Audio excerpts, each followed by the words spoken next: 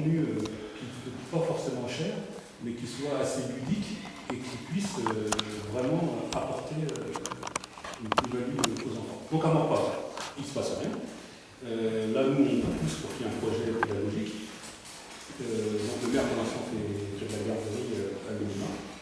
Et c'est très inquiétant, parce que ça pénalise les enfants. Ce qui est important, c'est l'éducation des enfants avant tout. Un peu pour le bilan sur Morpa. Oui, je veux même rajouter quelque chose également sur mon pas, c'est qu'il y a un gros problème aussi. D'abord, l'activité, il appelle ça l'accueil. Le TAP, c'est l'accueil. L'accueil scolaire. Donc ça veut bien dire ce que ça signifie. Le problème qui se pose, c'est que j'ai fait le tour un petit peu des écoles pour voir ce qui se passait à Elancourt et à Morpa. Et les parents ne jouent pas le jeu des TAP parce qu'ils prennent leurs enfants avant les TAP. Et c'est-à-dire qu'à Elancourt, mes petits-enfants sont à Elancourt, et je suis arrivée vers 4h à la sortie de l'école, c'est théoriquement 4h30, et à 4h, il y avait énormément de voitures sur le parking, les parents viennent chercher les enfants avant l'étape. Et il se passe la même chose sur Morpa, c'est pas la même heure, enfin bon, et ça devient un problème, dans la mesure où c'est une garderie, les parents retirent les enfants avant l'étape. Et moi, je vais chercher donc mes petits-enfants à 4h30, et ma petite fille qui a 5 ans, elle me dit « Mais ça fait longtemps que je t'attends sur le banc. » Donc, elle n'a pas eu du tout d'activité. Les enfants sont partis. Et pour le centre, les enfants qui partent vers le centre, c'est la même chose, ils partent avant l'étape. Donc dans la classe, il y a 4-5 enfants, et il n'y a rien de fait. Ça, c'est le berceau. Non, c'est long. Je peux poser une autre question, sans être trop long. Dans votre présentation, vous avez beaucoup insisté sur entre guillemets, les fausses raisons d'appliquer le rythme scolaire par rapport sur le fait que les enfants seraient fatigués, pas fatigués, etc. Pourtant, toutes les études qui ont été faites, alors c'est ce que je dis toujours, moi je ne suis pas médecin, mais elles ont été faites par des instituts, par des scientifiques, des chronologiques reconnus. Et ça, c'est des études qui ont été faites récemment, mais qui avaient été faites il y a déjà une trentaine d'années. Et le constat a toujours été le même, à savoir que les rythmes les mieux adaptés pour l'enseignement pour un enfant, ce sont ceux-là. Parce que avoir peu de jours, mais concentrés, d'après les médecins, moi je ne suis pas médecin, ça ne favorise pas l'apprentissage. Tandis qu'un peu plus de jours est mieux réparti, avec des activités qui permettent aussi culturelles, qui permettent un enrichissement et de voir autre chose, ça permet aux enfants de mieux apprendre. Donc c'est ce qu'ils disent, c'est ce que disent les médecins. Pourquoi vous pensez qu'il y a un moyen de contester ce que disent les médecins? Peut-être que vous êtes vous-même médecin. Pourquoi dire cela comme ça?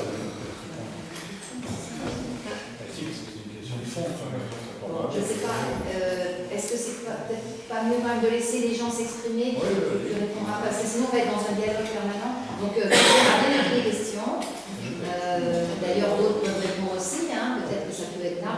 Alors, il y en a qui ont levé la main, il y a Jean qui a levé la main, peut-être je vais les inscrire comme ça en même temps. Ceux qui voulaient intervenir, vous levez juste la main pour que je... Gilles. Jean. Oui, Jean, Gilles, donc Simon, Gérard. Laura, tu veux te dire quelques mots sur Elancourt, peut-être? Non, ce qui a été dit sur Elancourt. Sur Elancourt et sur Morpa, je pense à tout. D'accord. Tu ne peux pas intervenir? Non. Alors, on va déjà commencer, puis vous faites signe. Vas-y, Jean. Sur effectivement les raisons qui nous ont amené à renforcer cette réforme des rythmes scolaires, évidemment, c'est le coût d'avoir retiré 3 heures d'enseignement pour des raisons tout à fait mercantiles de la part de Sarkozy. Ça, c'est évident. Aussi, peut-être pour séduire, essayer de séduire les enseignants en leur offrant 3 heures sur leur temps de travail, des choses comme ça. Et pourquoi ne pas avoir remis ces heures d'enseignement à leur place? Pourquoi ne pas avoir fait ça? Ça, je comprends pas. Et parce que l'idée, effectivement, d'y insérer sur les temps ainsi libérés des activités culturelles, sportives de qualité, mais pour pourquoi ne pas l'avoir confié au sein de l'éducation nationale à des personnes venant en complément, en soutien aux enseignants si besoin. Mais à la limite, les enseignants peuvent le porter aussi. On a validé le fait d'avoir moins de 3 heures en installant cette réforme des rythmes scolaires. Je ne sais pas si ce que je dis est très explicite, mais moi, je ne comprends pas la logique, hormis de ne pas toucher à cette réduction du temps de travail d'enseignant. Et je pense que malheureusement, au-delà même des volontés mercantiles de Sarkozy, je crois que la volonté était, quelque part, on l'a vu dans plein de situations, de mettre l'enseignement, l'éducation nationale en danger, en péril. Plus on leur retire des heures, plus on retire des moyens, plus ça justifie le fait de développer ce que fait Foucault à Elancourt, des cours particuliers, on offre des soutiens spécifiques, etc. Parce qu'il est normal que les enfants n'y arrivent pas dans l'éducation nationale, et si possible de promouvoir l'enseignement privé. Eh bien, pourquoi ne pas avoir redonné les moyens aux enseignants de travailler? Ça n'a peut-être pas été simple de les convaincre, peut-être ça aurait été compliqué, mais je pense que ça aurait été intéressant. Et intéressant de donner les moyens au sein de l'éducation nationale de développer ces disciplines artistiques.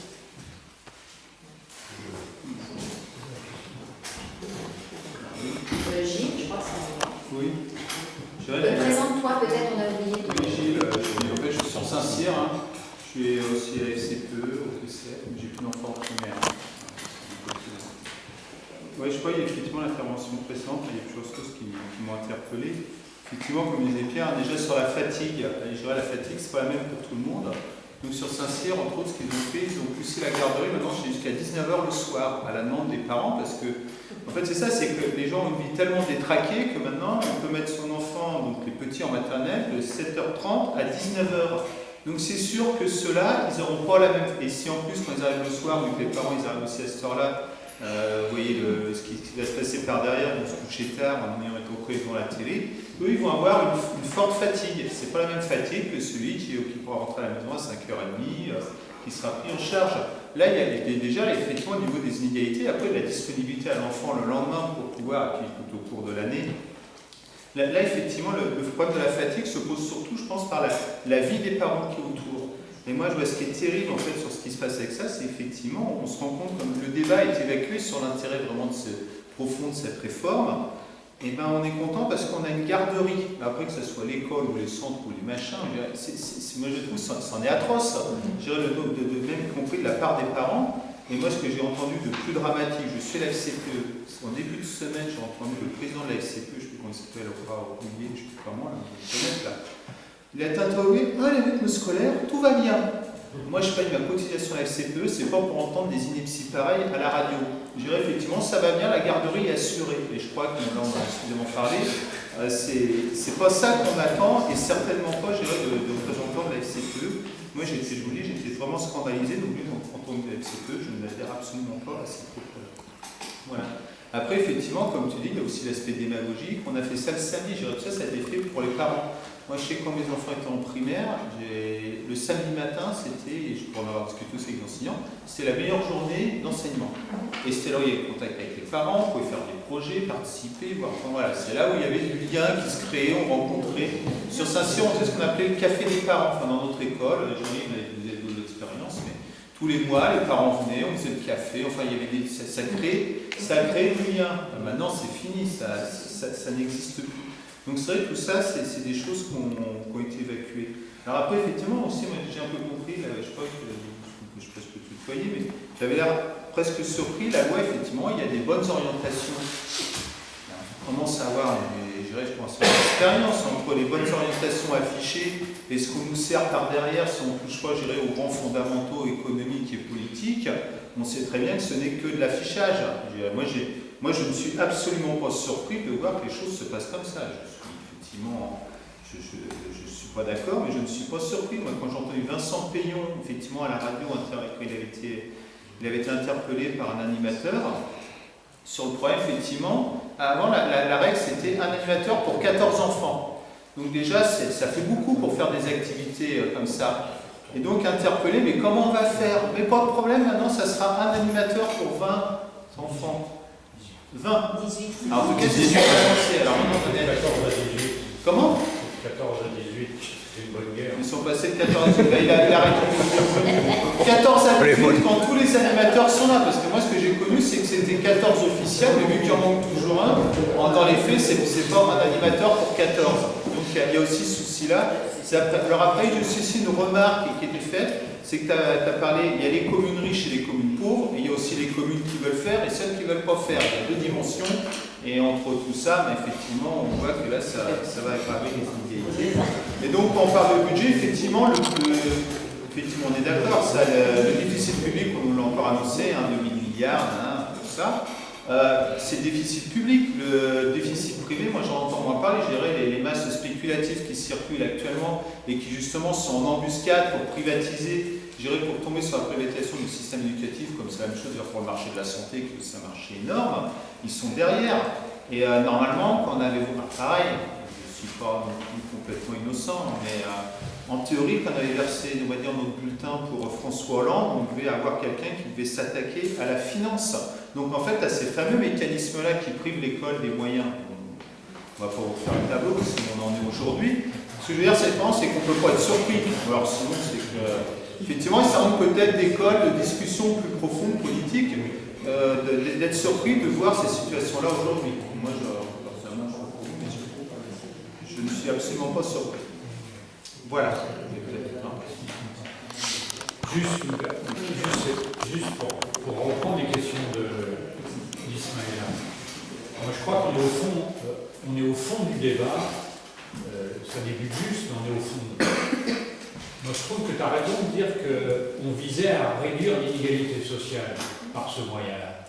Et pourtant, on s'aperçoit que si on veut réduire l'inégalité sociale, il faudrait mettre des moyens soit dans l'école, soit dans le périscolaire. Et en ne mettant des moyens ni dans l'école ni dans le périscolaire, on renvoie les gens à justement ne pas faire ce qui nous semblait, à nous tous, ici dans cette salle, positif.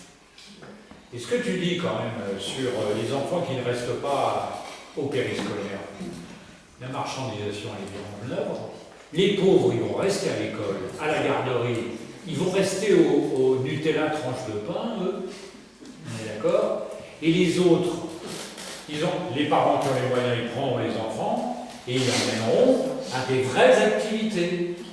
Ouais. Et donc on va se retrouver très rapidement dans le contraire de ce que tu disais, tu vois, justement, qu'on n'atteint pas, on ne gomme pas cette inégalité sociale, mais au contraire, on risque très rapidement la renforcer, soit par manque de moyens, soit par manque de volonté politique. Parce que Fourgousse, il a les moyens financiers de le faire.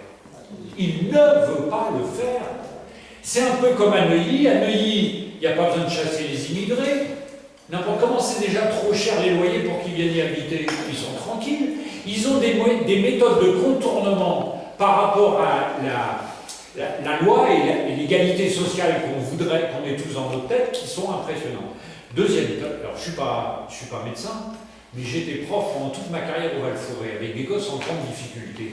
Et une des logiques que j'ai eues, puisque j'ai commencé instituteur et après j'étais prof en collège, je me dis quand même, quand on travaillait 4 jours et demi entiers dans l'éducation nationale, il y a un moment, moi quand je jouais avec mes gosses, c'était fatigué dans l'activité que je conduisais.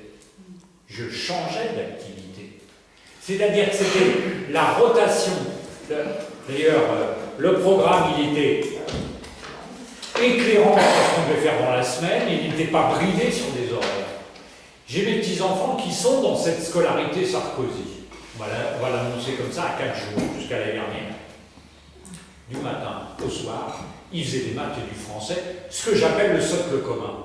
On a fait rentrer dans l'école primaire l'exigence du socle commun. Ils doivent savoir lire, compter, écrire. Un point, c'est tout. Mais un être humain, c'est bien autre chose que ça. Toute la dimension culturelle, artistique, y compris dans la pédagogie du détour, pour que les plus en difficulté raccrochent aux apprentissages. Personne ne va. C'est-à-dire, on nie cette question-là dans l'éducation. Pierre le dira dans le périscolaire, mais dans l'éducation, en enlevant cette possibilité aux enseignants de pouvoir avoir ces pratiques professionnelles qui s'appuient sur du temps. Il faut du temps avec les élèves, 4 jours et demi. Quand je disais tout à l'heure, au contraire, il faudrait, plus on est en difficulté, plus longtemps on devrait rester à l'école. Du temps, et dans ce temps-là, structurer des activités qui sont des activités dans un cadre scolaire, l'éducation physique et sportive, l'éducation musicale, qui sont complètement complémentaires des activités sportives faites à l'extérieur de l'école ou des activités musicales faites à l'extérieur. Ces questions-là, elles sont fondamentales pour la réussite de l'enfant. Mais je comprends pas ce que tu es en train de dire là. Pardon. Oui, vas-y. Ce que tu es en train de dire là, c'est justement c'était le fondement même de rythme scolaire. Non, on n'est jamais revenu. Moi je dis, on aurait dû revenir à 4 jours et demi d'école. Tu as peut-être été à l'école pendant 4 jours et demi. Moi j'ai été à l'école pendant 4 jours et demi. Je trouve que ça a été un bien pour moi. On avait cours tout le temps. Du lundi, le mardi, le jeudi, le vendredi et le samedi matin. Ah, pardon, mais aujourd'hui, les rythmes scolaires, c'est soit le mercredi, soit le samedi, à l'initiative des parents. C'est les parents qui choisissent. Alors pas les parents choisissent le mercredi. Ouais. Ah si. Dérogatoire, Le samedi matin, c'était dérogatoire. C'est la majorité des parents. C'est les parents qui choisissent. C'est les parents qui ont décidé. Non, le temps scolaire. Je parlais du temps que tu passes en présence de l'enseignant. Le temps scolaire aujourd'hui, c'est Il n'a pas d'augmenter. le socle commun, c'est le matin. La réforme aujourd'hui. On est passé de 4 à 4 et demi. Non, on n'est pas si capable. On a un peu de mise en renseignement. Non, on est resté le temps scolaire, il est resté identique à ce qu'on avait avec Sarkozy. Simplement, il a été placé différemment dans la semaine. C'est ça, on est d'accord. Donc on est Non, on n'est pas d'accord. Donc on est toujours, les enfants n'ont pas retrouvé le temps scolaire qu'on leur a pris en 2008 du temps de Sarkozy. La gauche n'a pas remis le temps qui avait été pris au temps scolaire. Les 2 heures qui avaient été Il y a 1 heure de retirée, puis 2 heures, ça fait une journée qui a été retirée, elle n'a pas été rétablie. Et cette question-là, je parle des contenus d'enseignement. Je parle sur la pratique professionnelle vis-à-vis des élèves pour les faire réussir. Il faut que les professionnels de l'éducation aient du temps. On voit les mêmes dégâts en lycée quand on est passé, ou en collège, quand on est passé de 7 heures d'enseignement du français en 6e il y a quelques années, on est maintenant à 4 heures d'enseignement, et tout le monde s'offusque que les élèves ne sachent pas écrire. Mais bien après, il y a quand même l'activité. Non, mais tu vois, je veux dire, après, on a fait un tour de passe-passe. Je suis désolé, c'est un tour de passe-passe. Moi, j'ai fait un débat dans le Val-de-Marne. Il y avait un adjoint qui était responsable socialité des affaires scolaires. Le jour où on a fait le débat, il s'est rendu compte que les élèves n'étaient pas revenus à un temps scolaire avant Sarkozy.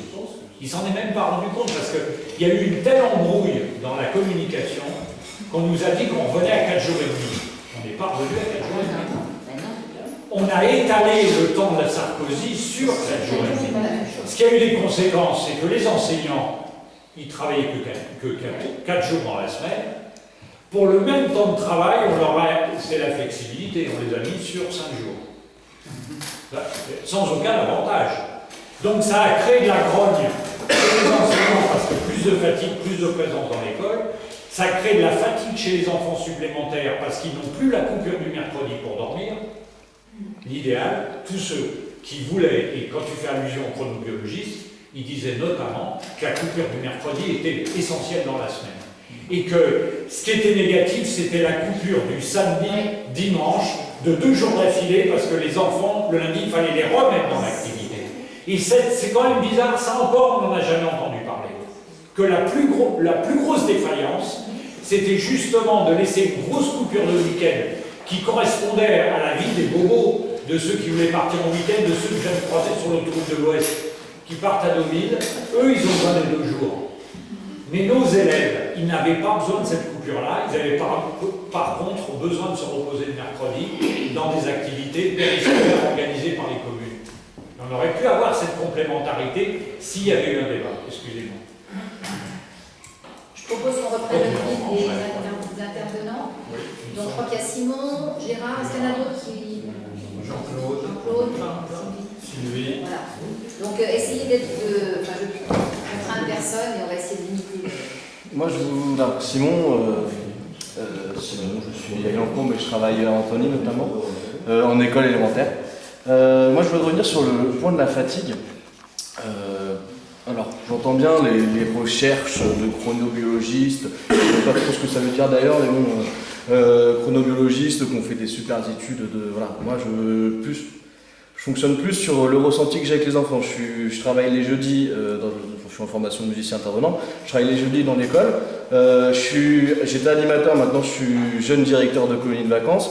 Je pense avoir une petite expérience sur comment ça fonctionne les semaines avec les enfants. Et j'entends bien que les enfants sont fatigués, mais pour moi, clairement, et j'ai entendu de nombreux pédagogues, de nombreuses personnes qui travaillent justement la semaine avec les enfants, ils disaient le jour le plus fatigant, où les enfants sont plus fatigués, c'est le jeudi.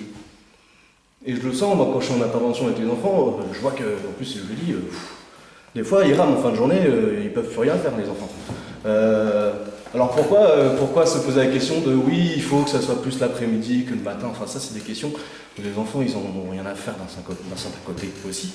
Et pour moi je crois plus en ce que je vois que de lire des papiers qui disent non c'est comme si en fait. Ce que je vois au quotidien dans mes colos, j'ai fait 1 mois et demi de colo cet été en tant que directeur, le jeudi tous les enfants étaient en train de dormir. C'était impossible de faire des grandes activités avec eux. Alors pourquoi ne pas se poser la question, pourquoi on ne ferait pas une pause dans la journée, au lieu de que ça soit le mercredi, pourquoi pas c'est le jeudi. Ça c'est pas la même, c'est aussi une question qui n'a rien à voir aussi, mais la fatigue des enfants elle est nécessaire. Qui n'a jamais été fatigué dans sa vie, et je pense que c'est important aussi. Comme dit Pierre, il faut être fatigué à la fin d'une journée de course, sinon ça veut dire que on n'a rien fait. On a glandé. Ouais. C'est bien, tu as été concis. Gérard Lafrère, je suis ici à titre personnel, mais je suis aussi le président du conseil local et CPE de Morcoing. Il y a beaucoup de choses que je voulais dire, comme déjà été dit, entre autres justement par rapport au rythme. C'est le mot rythme. Le rythme, c'est-à-dire c'est le rythme des enfants. Entre autres, le meilleur rythme, c'était le samedi matin. Parce que comme tu l'as dit tout à l'heure, la coupure de 2 jours le week-end, c'est pas bon. Ça les dérègle complètement et les regarder le lundi. Donc la grande erreur, c'est sûr. Sarkozy, qu'est-ce qu'il a fait? C'est faire plaisir, entre autres, à son électorat, c'est d'enlever le samedi matin.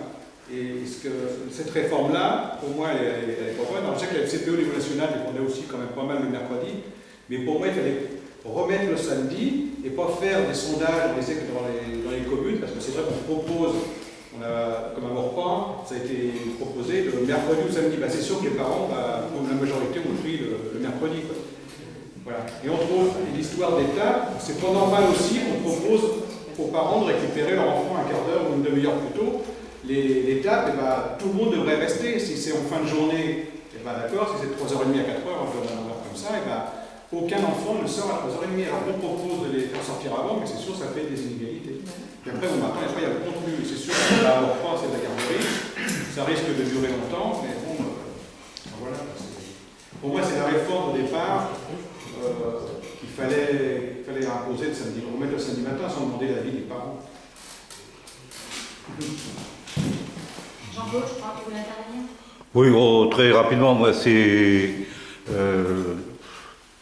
l'objectif, c'est quand même de moucher quand même notre grand penseur local qui est Fourrousse, qui a des avis et des opinions surtout qui se considèrent un petit peu au-dessus de la mêlée, que ce soit sur le plan économique, politique et autres.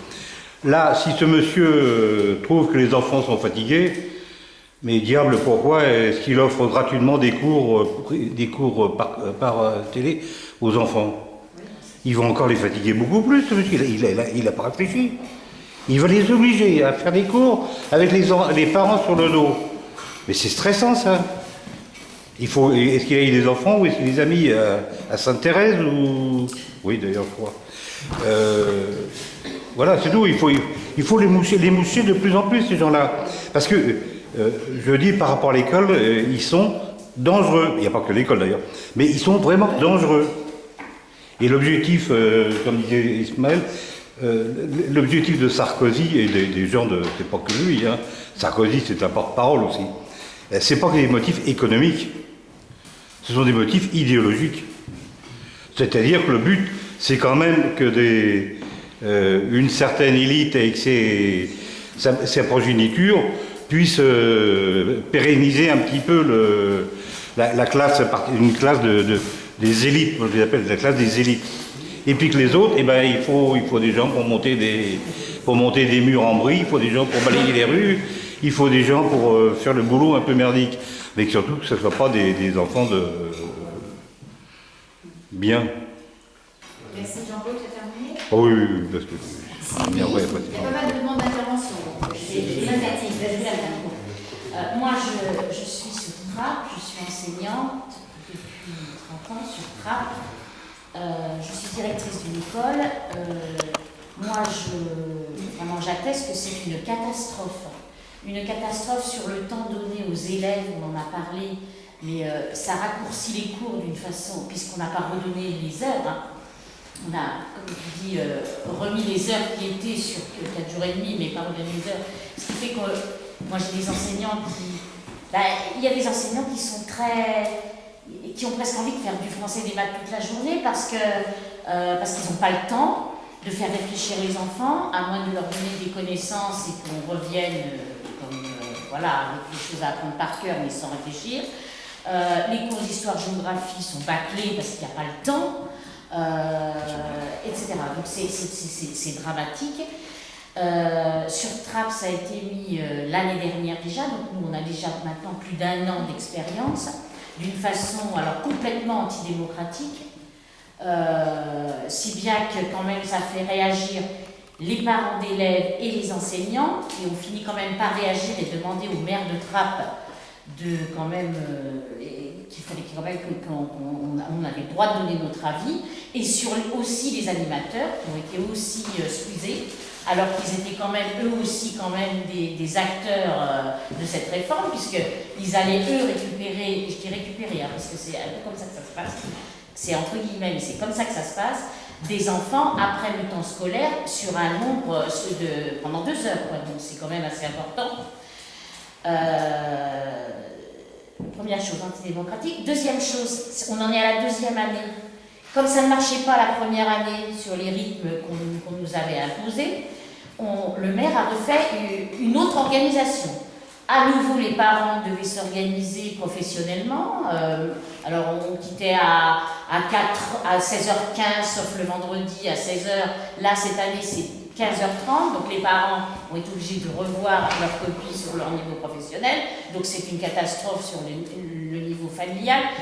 Alors, dans une ville comme Trappes, où là les familles sont déjà en difficulté, on en a rajouté encore une couche. Et enfin, cette année, effectivement, ça coûte cher aux communes. Moi, je suis désolée, quand on fait une réforme, même si elle est pensée au départ, effectivement, pour améliorer en tout cas essayer de combattre cet échec scolaire, ces 30% qu'on n'arrive pas à éradiquer.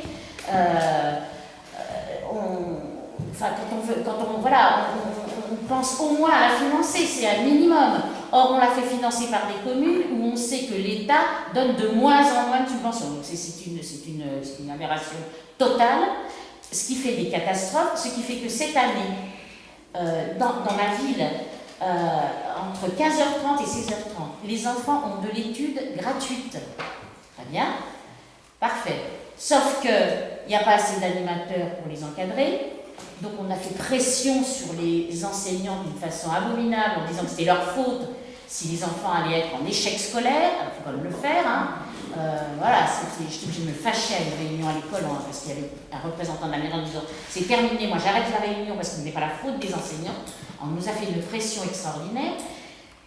Et on arrive maintenant à la fin des courses de cette année où le vendredi, par exemple, l'étude c'est de la garderie, puisque les enseignants s'en vont à 15h30, ils font bien l'étude le lundi, le mardi, mais le vendredi, je regrette, le temps scolaire s'arrête à 15h30, ils ont tous les droits de s'en aller à 15h30, c'est normal. Hein. Et donc il n'y a pas assez d'animateurs le vendredi, et bien il y avait, ce soir, je peux vous attester qu'il y avait 130 élèves de 15h30 à 16h30 dans la cour.